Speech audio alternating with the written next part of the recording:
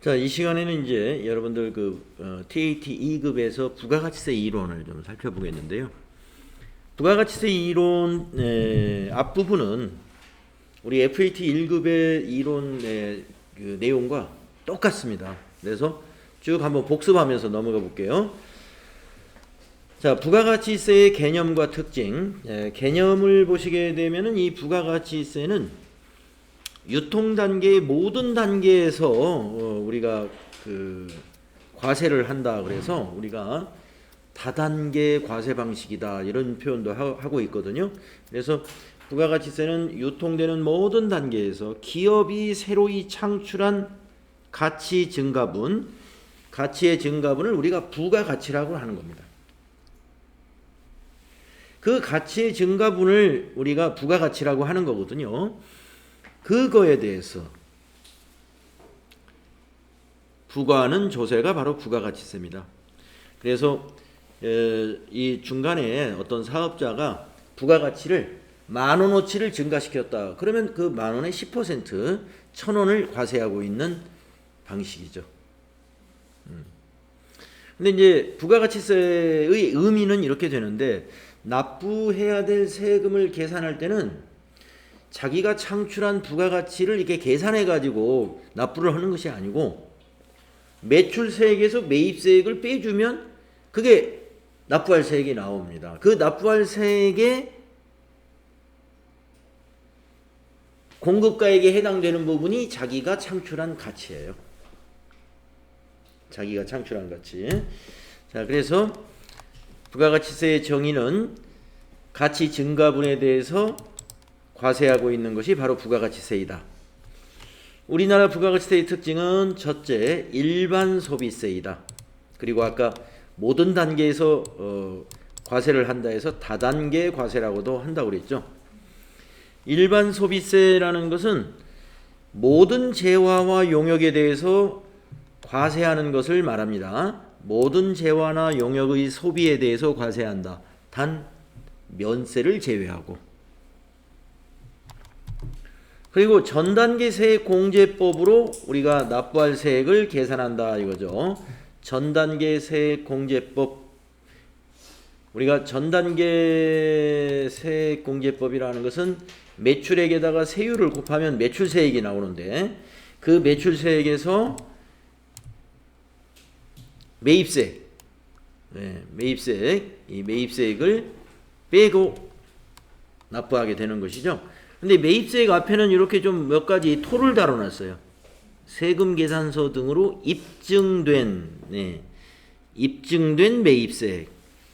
근데 매출세액에는 뭐 입증된 매출세액이다 이런 말이 없잖아요. 그래서 여러분들 그 매출세액은요, 증빙이 있든 없든 다 매출세액으로 계산을 해야 돼요. 신고해야 돼요. 그러니까 우리 회사가 도매도 하지만, 도매를 하면은 이제 사업자 간의 거래니까 증빙을 다 당연히 주고받겠죠. 사업자는 자료를 안 받으면 곤란하니까 매입세액 자기나 공제를 받아야 되기 때문에 세금계산서 자료라든가 무슨 증빙이든지 꼭 요구합니다.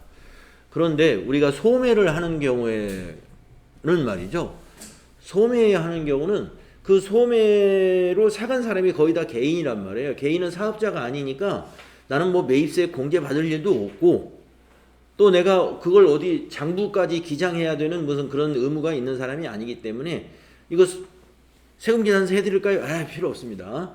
심지어는 현금 영수증 해주겠다고 그래도 필요 없다고. 뭐 현금 영수증 뭐 소득공제 받을 것도 없고 그는 필요 없습니다. 그런 경우도 있어요. 그렇죠? 그것도 신고해야 돼요. 소비자가 증빙을 받아가지 않았기 때문에 내가 매출을 신고하지 않았다. 그거는 변명이 될 수가 없습니다. 무증빙으로. 그러니까 건별 유형이라는 게 있어요. 여러분 매입 매출 전표에 보면은 우리가 FAT 1급에서는 건별로 매입 매출 전표 입력을 한 번도 안 했습니다만, 이제 TAT 2급에서는 건별 매출이 실제로 시험에 나와요. 이제 건별 매출 하나 알아두시면 돼. 판매한 경우에 증빙 없이 판매한 건 다 14번이 건별이거든요. 건별이라는 것은 증빙 없이 부가세 신고해야 되는 건이 있으면 건별로 입력하면 된다. 요거 하나 알아두십시오. 증빙 없이 판매하는 경우는 대개 소매가 아주 많습니다. 그것을 신고를 안 하게 되면 나중에 재고가 안 맞아가지고 소매가 많은 회사에서는 그게 들통이 날 수밖에 없어요. 예, 매출이 안 일어났으면 재고가 쌓여 있어야 되거든요. 예, 재고 확인을 해보니까 그동안 신고를 안 했기 때문에 재고가 안 맞게 됐죠. 예. 그럼 나중에 맞추려면 어렵겠죠. 그래서 적당히 신고를 해줘야 되고요. 적당히가 아니고 100% 신고하는 게 원칙이죠.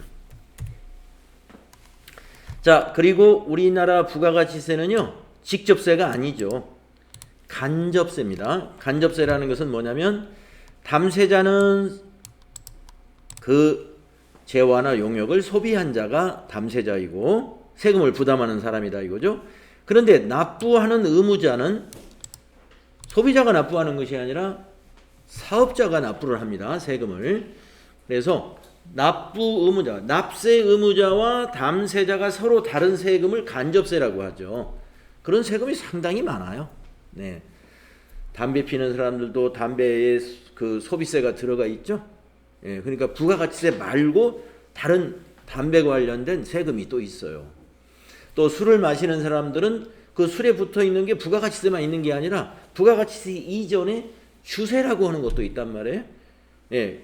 그런데 마시는 사람이 다 돈을 지불하고 부담을 하는데 세금은 누가 내고 있냐면 주세 같은 경우는 그 술을 출고하는 회사, 제조회사가 다 내고 있다 이 말이죠. 그런 것들이 다 간접세입니다. 그래서 부가가치세는 아주 대표적인 우리나라 간접세이고요. 직접세 하면은 이제 우리가 가지고 있는 재산에 대해서 예를 들어서 내가 아파트를 가지고 있다. 그러면 재산세 나오겠죠? 그거는 내가 직접 내죠. 그런 세금이 직접세입니다. 또 내가 자동차를 보유하고 있으면 자동차세 고지서가 날라오죠. 그 보유자에게 직접 고지서가 날라오고 납세 의무자가 바로 그 자동차 소유자예요. 그런 세금. 본인이 직접 내는 세금이 직접세라고 보시면 돼요. 네, 그런데 이런 어떤 소비를 통해서 내는 세금들은 개인별로 다 거둘 수가 없어요. 그렇기 때문에 이런 사업자를 통해서 세금을 징수하고 있는 것이죠. 그래서 간접세가 우리 주변에 많이 있습니다. 그리고 우리나라 부가가치세의 특징, 소비형 부가가치세이다. 그리고 다섯 번째, 소비지급 과세 원칙에 따른다. 소비지급 과세 원칙에 따르기 때문에 수출 재화에 대해서 0%의 세율을 우리가 부과하고 있는 것입니다. 그리고 수입 재화에 대해서도 우리가 과세를 한다는 거죠. 수입 재화는 생산은 외국에서 했지만 국내에서 소비가 일어나기 때문에 수입 재화에 대해서 부가가치세를 과세하고 있는 것입니다. 네, 여러분 수입이나 수출에 대해서는요, 용역에 대해서는 과세하지 않아요. 예, 용역에 대해서는 재화만. 그래서 우리가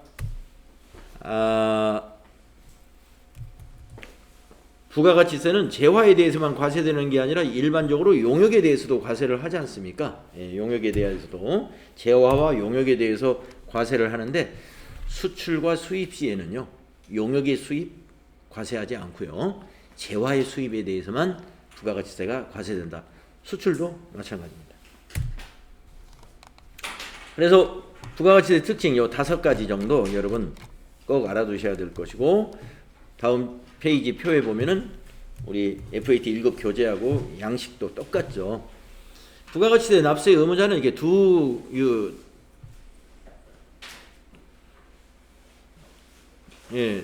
가지가 있는 거예요.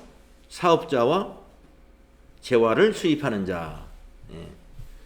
부가가치세 납세 의무자는 사업자와 재화를 수입하는 자다. 우리가 부가가치세법상 사업자의 요건 하면은 이 세 가지의 요건을 갖춘 사업자를 부가가치세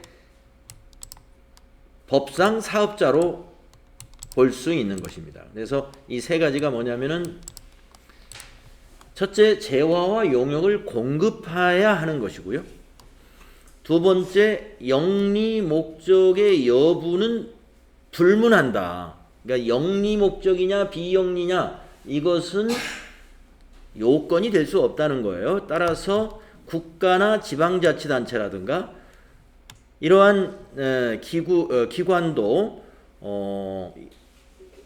비영리 기구잖아요. 국가나 지방자치단체는. 하지만 과세 재화나 용역을 국가나 지방자치단체가 공급한다면 거기에 대해서는 과세한다 이거죠. 그러니까 사업자가 영리 사업자냐 비영리 사업자냐 하는 것은 부가가치세법상 사업자의 요건이 되지 않는다. 그리고 세 번째, 사업상 독립성을 가지고 있어야 돼요. 그러니까 사업의 형태를 가지고 있어야 되고 공급을 계속 반복적인 의사를 가지고 재화나 용역을 공급해야 한다는 것이죠.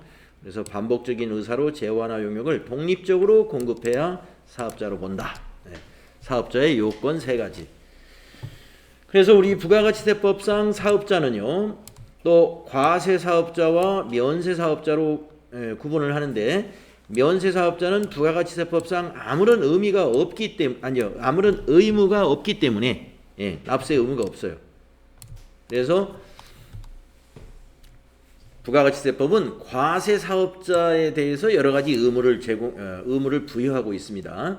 그래서 과세사업자에는 일반 과세자, 간이 과세자가 있죠. 네.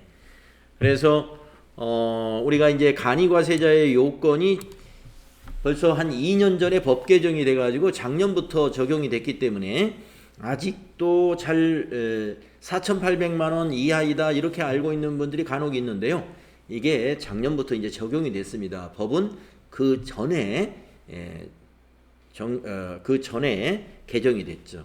그래서 지금 정부가 현재 정부가 이제 그 영세 자영업자 그리고 근로자 이렇게 저소득층 이런 쪽의 그 정책 중에 이제 꼽는 것 중에 하나가 다 달성은 못했지만은 최저임금, 최저임금 공약대로 다 못했죠. 사회적 반발이 너무 심하니까 할 수가 없었던 거고. 그리고 이 간이과세자의 한도를 2배 가까이 올려줬어요.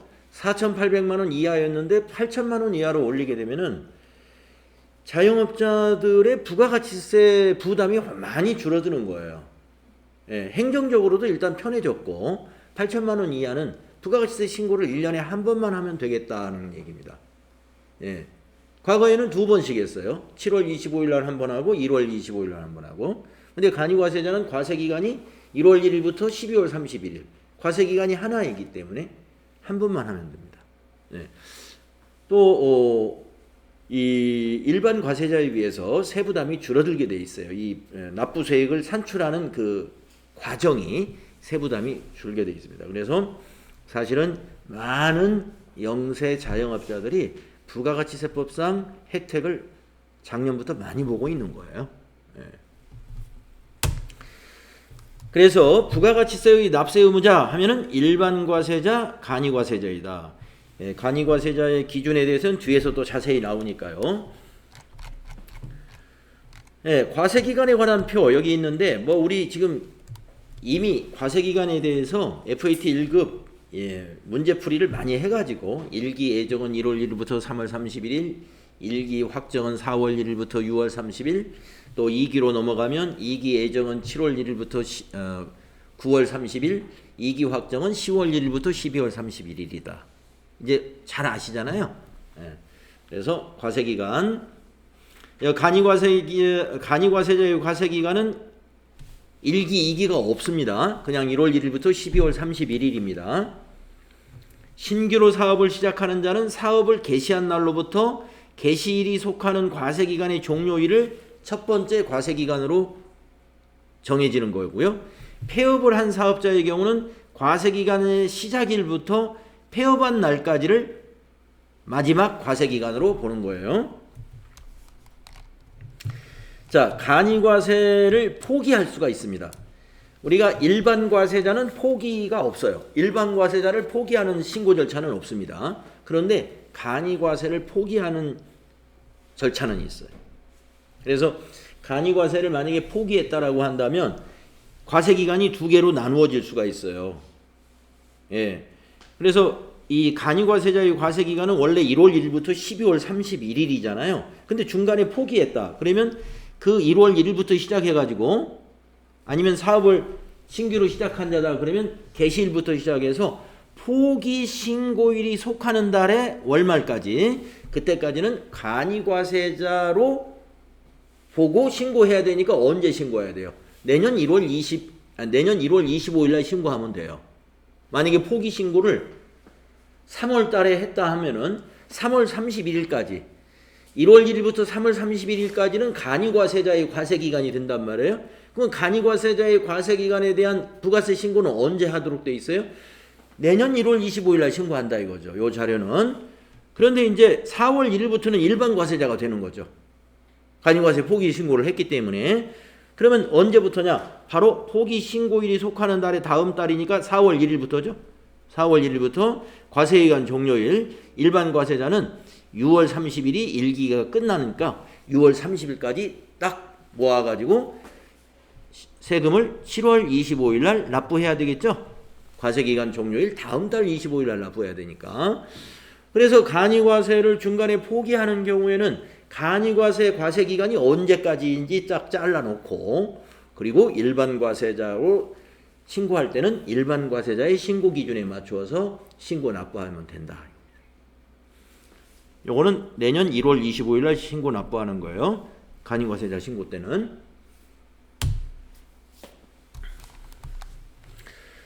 자, 부가가치세의 예정신고. 네, 아까 예정신고 말씀드렸죠? 1기 앞에 3개월, 1기 예정. 2기 앞에 3개월이 2기 예정입니다. 나머지 뒤에 3개월은 우리가 확정이라고 그래요. 1기 확정, 2기 확정. 밑에 주의사항에 또 우리가 알아야 될 사항이 있는데요. 법인 사업자의 과세기간은 1년을 1기와 2기로 나누어지죠. 부가가치세 신고 납부는 예정신고 기간으로 인하여 3개월마다 해야 합니다. 단 개인 사업자하고 또 직전 과세기간의 공급가액 합계액이 1억 5천만 원 미만인 법인, 이것도 새로 신규로 들어갔습니다.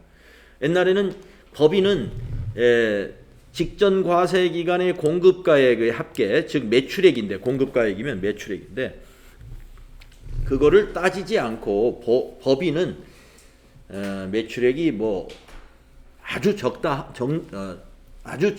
작더라도 무조건 예정신고를 다 했어야 돼요. 예정신고 납부를. 그런데 좀 완화했습니다. 개인 사업자하고 그 다음에 법인 사업자 중에서 직전 과세기간의 공급가액 합계액이 1억 5천만 원 미만이다.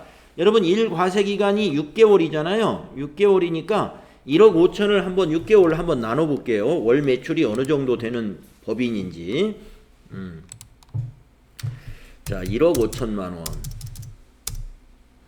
나누기 1과세기간은 6개월이니까 직전 과세기간에 월 매출액이 2,500만 원 정도 그 이하 되는 법인을 말하는 거예요. 한 달에 매출액이 2,500만 원 정도 그 이하가 되는 법인은 예정신고를 안 해도 됩니다. 예정신고 기간에 고지세액을 납부하면 된다. 예정신고 기간에 고지세액을 납부하면 된다. 이건 뭐냐면은 신고서 작성하고 하는 절차가 생략됩니다. 예정신고 때는. 세무서에서 고지서가 날라오면 그것만 내면 돼요. 신고 의무가 없습니다. 그런데 날라온 그 고지 금액이 그 매출 저하라든가 어떤 휴업이라든가 이런 걸로 인해서 과거의 실적에 비해서 굉장히 이번 실적이 3분의 1 이하로 낮을 때에는 신고 납부도 인정이 됩니다. 신고 납부도. 원칙은 이렇게 된다. 자, 부가가치세의 납세지 잘 아시죠? 납세지는 사업장별로 납세지가 결정이 됩니다. 사업장 소재지가 납세지죠. 원칙적으로. 그래서 사업장이 여러 군데에 있다 그러면 납세지도 각 사업장별로 납세 의무가 주어집니다. 예, 원칙은 그렇습니다. 자, 그러면 업종별로 사업장이라는 곳은 어디를 사업장으로 보느냐? 업종별로 좀 특이한 경우가 있는데요. 자, 광업의 경우는 사무소입니다. 여러분, 광업은 여러분 그 채굴하는 현장이 아니고, 네, 사무소. 제조업은 이 제품을 완성하는 장소가 사업장이 되고요. 건설, 운수, 부동산 매매업은 많이 그 유동적이죠. 이런 사업장이 굉장히 유동적이에요. 건설업이나 운수업이나 부동산 매매업도. 그렇기 때문에 법인의 경우는 등기부상 소재지, 개인의 경우는 업무를 총괄하는 사무소가 사업장이 되는 것이죠. 자, 무인자동 판매기를 가지고 판매하는 사업자도 이 업무를 총괄하는 장소를 사업장으로 보는 겁니다. 자, 그래서 여기서 그 다음에 다단계 판매원도 다단계 판매 사업자의 주된 사업장. 그러니까 여기까지는 그냥 일반적인 우리가 생각하는 그 사업장의 범위의 대부분 다 이해가 되죠. 일반적이에요. 사무소예요. 사무소. 업무를 총괄하는 장소, 등기부상 소재지, 이런 사무소들입니다. 그런데 부동산 임대업이 좀 특이하다는 겁니다. 부동산 임대업도 임대사업자니까 사무소가 있을 거 아니에요? 그런데 부동산 임대사업자의 사업장은 사무소가 아니에요. 업무를 총괄하는 장소가 아니고 부동산의 등기부상 소재지를 사업장으로 본다는 것이 그 위에 다른 사업에 비해서 다르다는 겁니다. 그래서 부동산 임대업은 등기부상 소재지를 사업장으로 보는 게 원칙입니다. 그 다음에 그 밑에 보시면은 직매장은 사업장이지만 하치장이나 임시사업장은 사업장으로 보지 않는다는 설명입니다. 그래서 여러분 직매장 하면은 판매가 일어나는 시설이거든요. 그 판매 시설을 갖춘 장소, 또 제품이 완성되는 장소, 이런 데가 사업장이 됩니다. 그래서 직매장으로 반출했다. 그러면 사업장으로 반출했다는 것이기 때문에 그걸 거래로 보는 거예요. 그런데 하치장으로 반출했다. 임시사업장. 자, 하치장은 여러분 보관만 하는 장소이기 때문에 우리가 거래로 보지 않습니다. 즉 사업장이 아니에요. 하치장은 사업장 아니다. 임시사업장이라는 건 뭐냐? 무슨 박람회라든가 요즘은 뭐 코로나 때문에 축제도 많이 없어졌습니다만은 이천 같으면은 무슨 쌀 축제가 있고 또 도자기 축제도 있고 또 이 봄이 되면은 무슨 꽃이죠? 갑자기 생각해. 도립리. 예? 도립리 벚꽃이 있나요? 산수유. 예. 산수유 축제 굉장히 크게 했었습니다. 네. 근데 요즘 몇 년째 못 하죠. 그러한 어떤 축제장에 가면 거기서도 그 사업자들이 와서 뭘 파는 경우 있잖아요. 그런 곳이 임시 사업장이라고 볼 수가 있습니다. 딱 그 행사 기간만 거기서 판매를 하고 행사 끝나면 없어져요. 거기는 사업장이 아니다 이겁니다. 그러면 임시 사업장에서 판매한 것은 어떻게 신고 안 했느냐? 신고해야죠. 그런데 사업장 거기서 판매된 것을 그냥 원래 사업장, 본 사업장에서 판매된 걸로 간주한다 이런 얘기예요. 자, 직매장은 사업장입니다. 자, 그래서 이 사업장이 여러 곳에 있는 사업자들은 사업장별로 부가가치세를 신고하고 납부하는 게 원칙인데 이와 같이 두 가지 특별 규정을 적용하고 있는데요. 첫 번째 특별 규정은 총괄 납부할 수 있는 주사업장 총괄 납부 제도가 있고요. 여기서 여러분이 그 시험에서 좀 주의 깊게 봐야 될 것은 총괄 납부이기 때문에 밑에 설명에서 총괄하여 신고 납부한다. 그러면 그건 틀린 설명이에요. 그걸 좀 잘 봐주세요. 총괄 납부에는 신고가 빠져 있습니다. 그러니까 신고는 사업장별로 해야 되고, 돈을 납부하는 것은 한 군데다가 납부할 수 있는 그런 제도입니다. 그러니까 신고는 사업장별로 해야 된다는 거. 그래서 주사업장 총괄 납부 제도를 통하여 주사무소에서 신고 납부할 수 있다. 이렇게 하면 그건 잘못된 설명입니다. 납부만 총괄하여 할 수 있다. 요거 잘 기억하시고. 그 다음에 두 번째 있는 이 사업자 단위 과세. 사업자 단위 과세는 부가가치세의 모든 의무를 한 군데서 다 할 수 있는 겁니다. 예, 사업자 단위 과세. 사업장이 둘 이상인 사업자가 사업자의 본점이나 주사무소에서 총괄하여 사업자 등록도 한 번만 하면 되고, 세금계산서 발급도 사업자 등록번호 하나니까 같은 번호로 다 하고, 신고도 한 군데서, 납부도 한 군데서, 그래서 본점에서 다 해버리는 거예요. 예. 사업장이 여러 개 있어도 사업자 등록번호 그냥 하나만 가지고 사업을 하는 것입니다.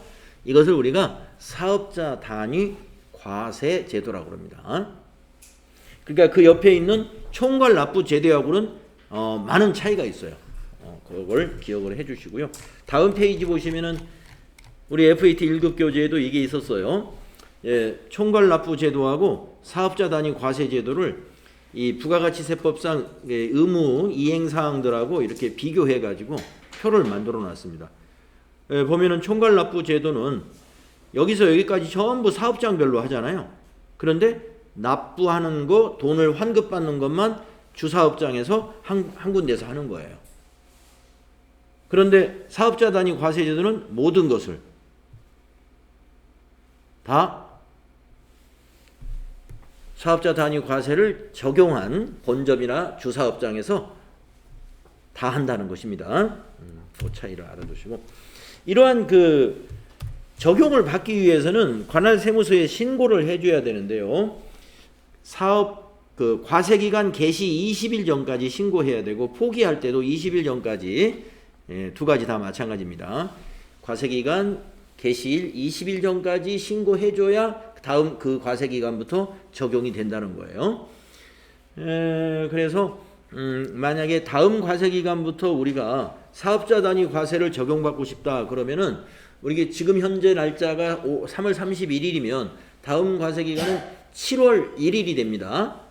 예, 과세 기간이라는 것은 1기와 2기로 구분해야 되니까, 그래서 7월 1일 날부터 적용받으려면은 늦어도 6월 10일까지는 해야 대략 20일 전이 되겠네요. 그렇죠? 예, 11일이나 12일 날은 20일이 안 되겠죠? 예, 그래서 과세 기간 개시 20일 전까지 신청이나 포기 신고 모두 적용된다. 또 알아두시면.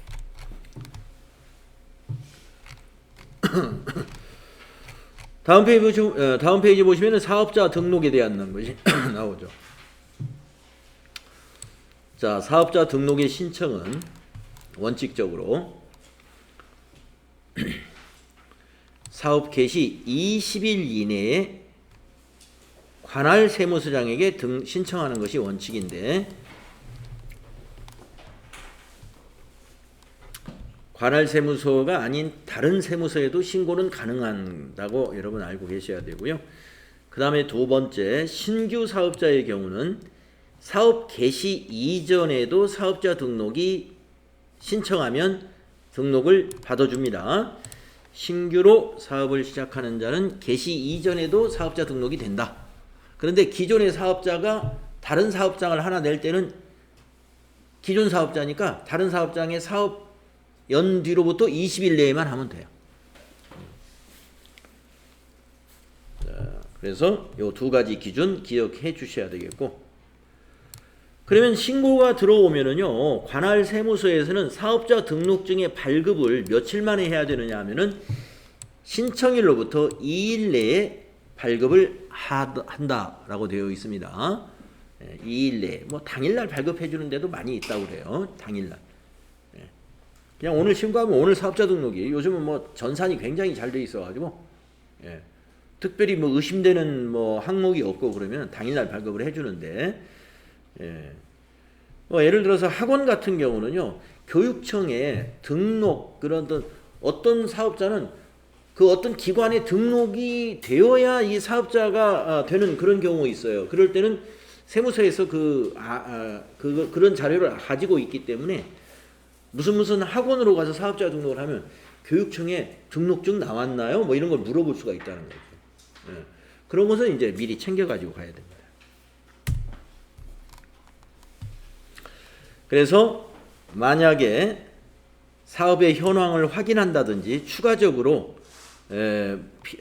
확인사항이 있을 때는 5일을 발급기한을 연장해서 발급할 수 있다는 겁니다. 그래서 원칙적으로는 2일까지, 신청일로부터 2일 내에 발급받을 수 있고요.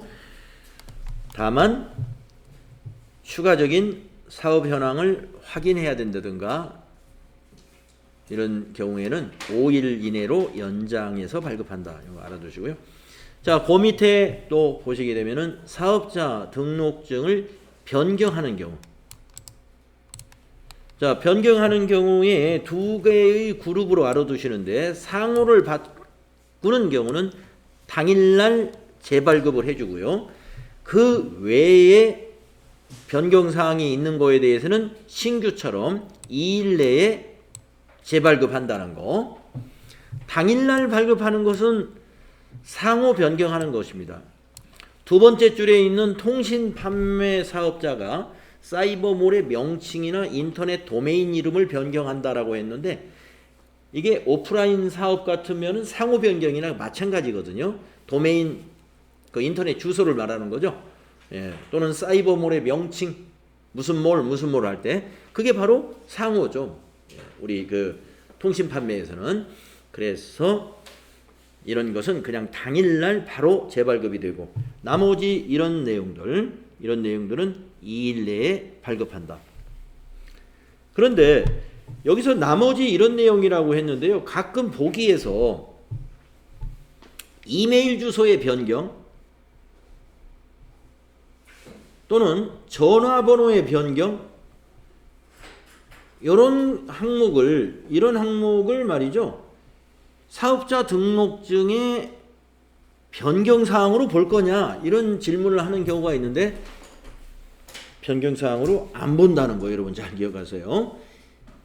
담당자 이메일이 바뀌었다, 이거 사업자 등록증을 다시 발급받아야 되느냐, 이런 얘기 안 받습니다.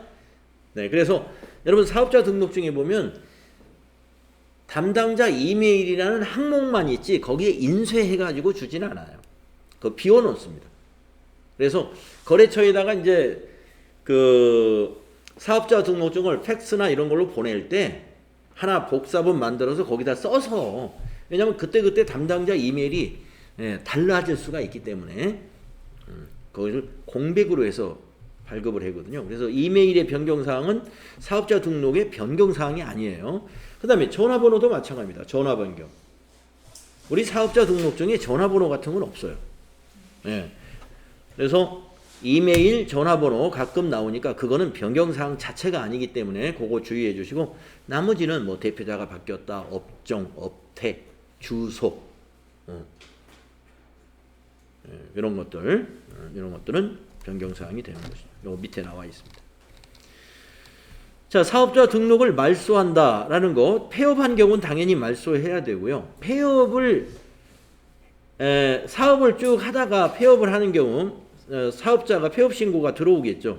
그런데 사업자 등록증을 신규로 받은 사업자가 있는데 부가가치세 신고가 일반 과세자 또는 간이 과세자, 즉 이러한 과세 사업자인데 부가가치세 신고가 계속 안 들어옵니다. 그렇게 되면은 관할 세무서장은 실제로 사업을 개시하지 않았다라는 것을 확인해 가지고요, 사업자 등록을 말소할 수가 있어요. 그런 내용입니다. 등록 말소 사실을 그리고 공지할 수 있다. 다음 페이지 보면 이제 과세 대상 거래 해가지고 재화의 공급, 그다음에 용역의 공급, 재화의 수입, 요 순서대로 정리가 될 텐데요. 다 이거 그 책에 있는 그대로니까요. 네, 재화란 무엇인가? 우리 부가가치세법에서 재화는 물건 즉 유채물, 무채물을 재화로 보고요. 그 다음에 권리도 재화로 보고 있습니다. 그러면 우리가 유채물, 무채물 하면 대표적인 재화가 뭐냐? 상품, 제품, 원료, 기계, 건물 같은 것은 유채물에 해당되는 재화이고요. 무채물에 해당되는 재화는 전기, 가스, 열 같은 것을 관리할 수 있는 자연력이라고 해서 우리가 관리라는 것은 이렇게 보낼 수도 있고 계량할 수도 있고 하는 것이죠. 그 다음에 권리에 해당되는 재화는 광업권, 특허권, 저작권 이러한 재산적 가치를 우리가 재화로 봅니다. 근데 여기서 지금 재화에서 빠진 것 중에 여러분이 기억해야 될 것은 뭐냐면 유가증권이 여기 없다는 거예요. 유가증권, 주식이나 채권 또는 상품권 이런 것은 재화로 보지 않습니다. 그렇기 때문에 우리가 주식을 사고 팔았다, 채권을 사고 팔았다, 아니면 상품권을 판매했다 이럴 때 부가가치세가 과세되지 않는 것입니다. 재화로 보지 않습니다. 유가증권은. 그 다음에 공급의 정의, 재화를 공급한다고 그러는데 공급이라는 건 뭐냐? 재화를 인도하는 것을 말하는 거예요. 인도하는 것. 인도하거나 양도하는 게 공급이에요. 그러니까 우리가 거래라는 건 계약, 거래 계약이라든가 또는 법률상으로 어떤 그런 것을 원인으로 해서 재화를 서로 주고받고 하죠. 그래서 그걸 우리는 재화를 인도하거나 양도하는 것을 공급이라고 부른다 이거예요. 공급. 자, 그래서 일반적인 재화의 공급을 보면은요, 매매 거래라든가 가공 거래라든가 교환 거래라든가 기타 거래로 구분할 수가 있습니다. 매매, 현금 판매, 외상 판매, 할부 판매, 장기 할부 이런 것들이 다 매매고요. 가공 거래, 가공이라는 것은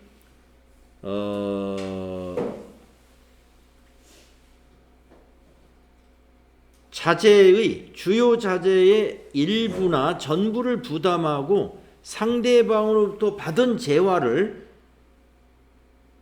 가공하는 것을 우리가 재화의 가공이라고 그래요.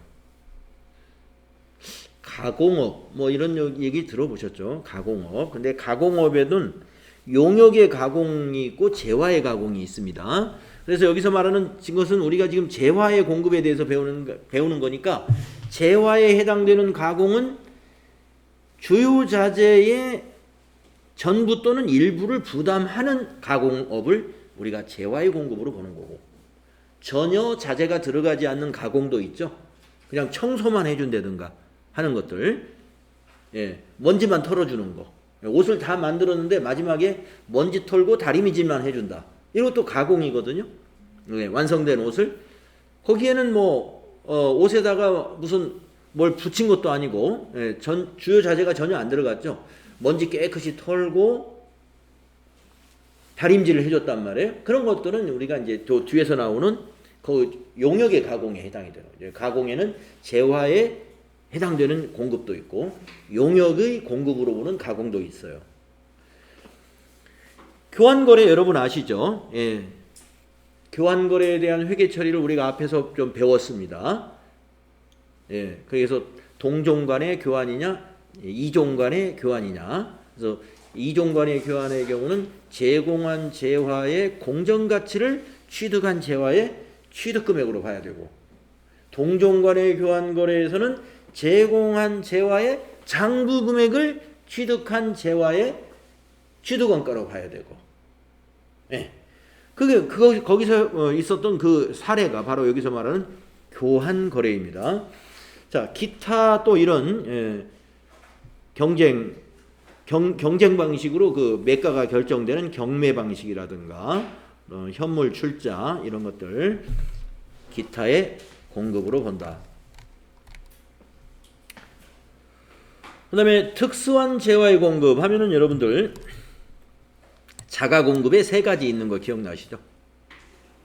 면세사업 전용, 비영업용 소형 승용차와 그 유지 비용, 타사업장 반출, 이걸 세 가지의 경우가 자가 공급에 해당되는 특수한 공급입니다. 여러분 특수한 공급을 그때 공부할 때 간주 공급이라고 한다 그랬죠?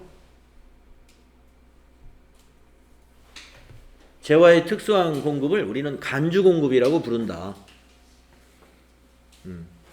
그런데 자가 공급이 이제 면세 사업의 전용이라는 게 뭐냐면 과세 사업을 위해서 취득했는데 그것을 과세 사업에 안 쓰고 면세 사업으로 바꿔 쓴다 이거예요. 그러면 과세 사업에 사용하겠다고 매입했기 때문에 매입세 공제 신고가 들어왔을 거 아니에요?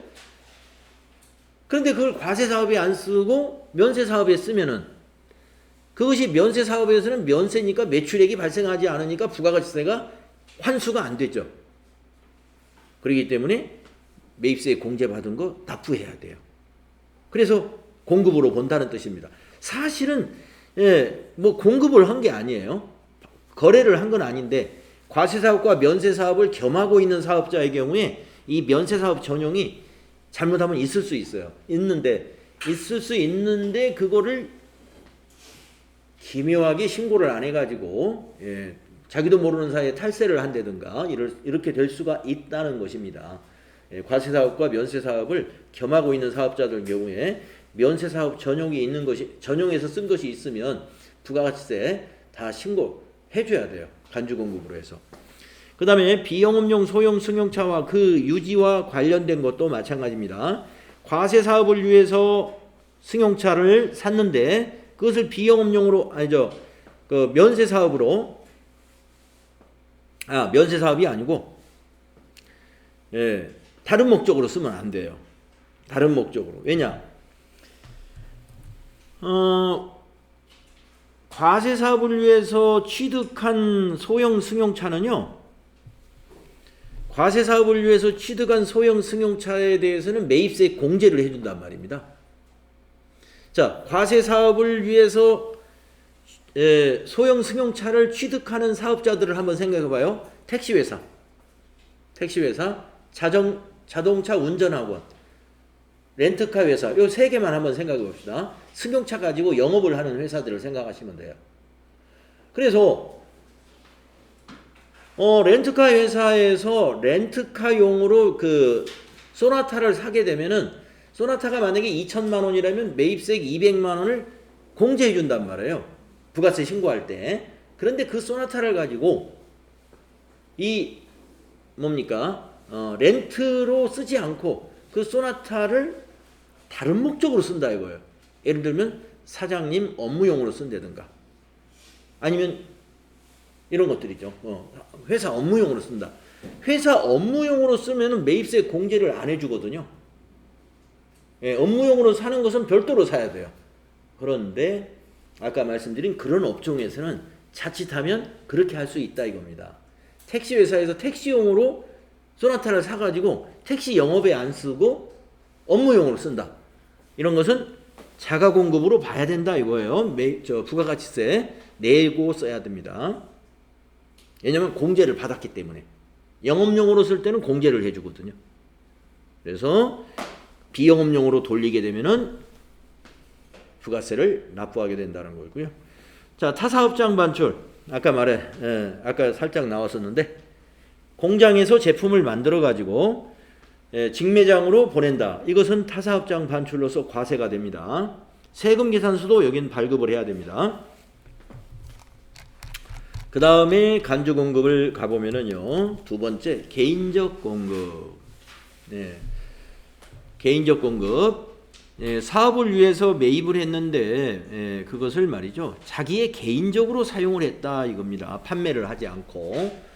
그래서 전자제품 판매 업체에서 판매 목적으로 사서 노트북을 판매 목적으로 사가지고 매입세 공제를 받았는데 그 노트북을 판매하지 않고 개인적 목적이니까 어딜까요? 자기 집에서 쓴다든가 자기 어떤 특수관계에 있는 형님이나 동생이나 조카나 이런데 선물로 주었다든가 이런 것들이 다 개인적 공급입니다. 판매하지 않았어도 부가세 납부해야 돼요. 그 다음에 사업상 증여는 거래처에게 무상으로 주는 것이 증여죠. 거래처가 아니더라도 자기의 고객, 거래처겠죠. 불특정 다수인에게 증여하는 것도 사업상 증여에 해당이 됩니다. 그 다음에 폐 없이 잔존재화, 남아있는 재화는 사업자가 소비한 걸로 간주하고 매출세액을 신고해야 됩니다. 폐 없이 잔존재화. 그래서 이 네 가지는 간주공급이죠.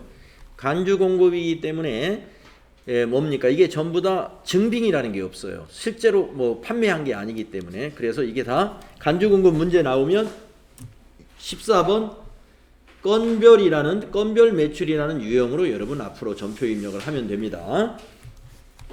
그런데 간주공급 중에서 세금계산서를 발급하는 게 딱 하나 있어요. 타사업장 반출. 이거는 건별이 아니고 세금계산서 발급했으니까 이건 11번 과세매출로 유형을 입력하면 돼요. 타사업장 반출은. 그래서 우리 간주공급에서 만약에 전표 입력 문제가 나왔다 그러면 타사업장 반출은 11번 세금계산서 발급하는 건으로 나올 것이고 나머지는 다 아무런 증빙이 없기 때문에 14번으로 건별매출로 우리가 입력하게 될 겁니다.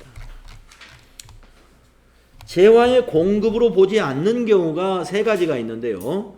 질권, 저당권, 양도 담보 목적으로 제공하는 것과 그 다음에 사업의 포괄적인 사업의 양도, 권리와 의무를 모두 승계하는 포괄적인 사업의 양도, 이런 경우에 거기에 있는 재고자산이나 이런 것들을 승계받은 사람이 팔아서 부가가치세를 신고하기 때문에 그것을 양도하는 그 자체에 대해서는 부가가치세가 과세되지 않습니다.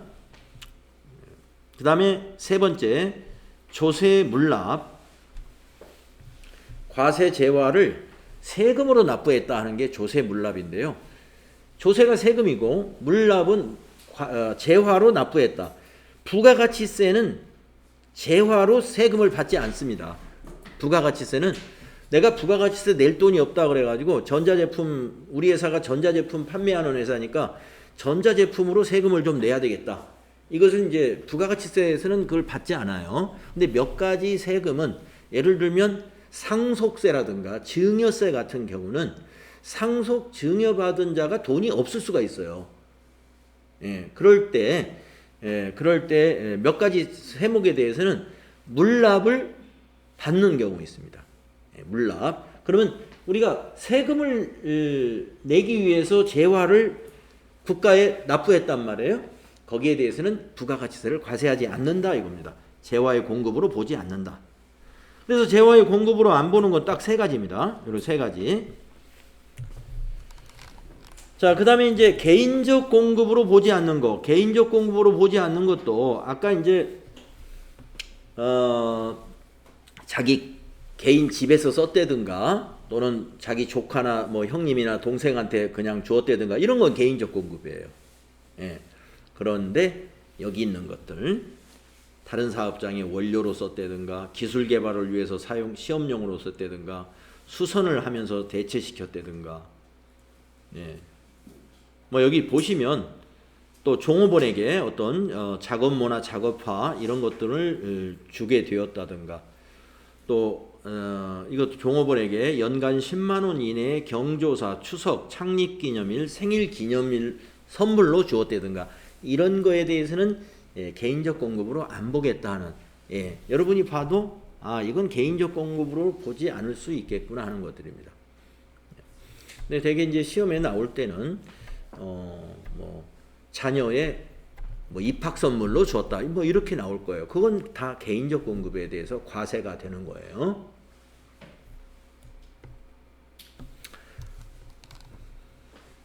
그 다음에 아까 거래처에게 증여하는 사업상 증여가 이제 있었는데 증여로 보지 않는 것도 여기 보시면은 견본품을 거래처에게 제공했다는 것은 이건 증여가 아닙니다. 샘플이기 때문에 샘플 정도는 주어야 물건을 판매할 수 있는 것이니까요. 샘플 주는 것은 증여가 아니고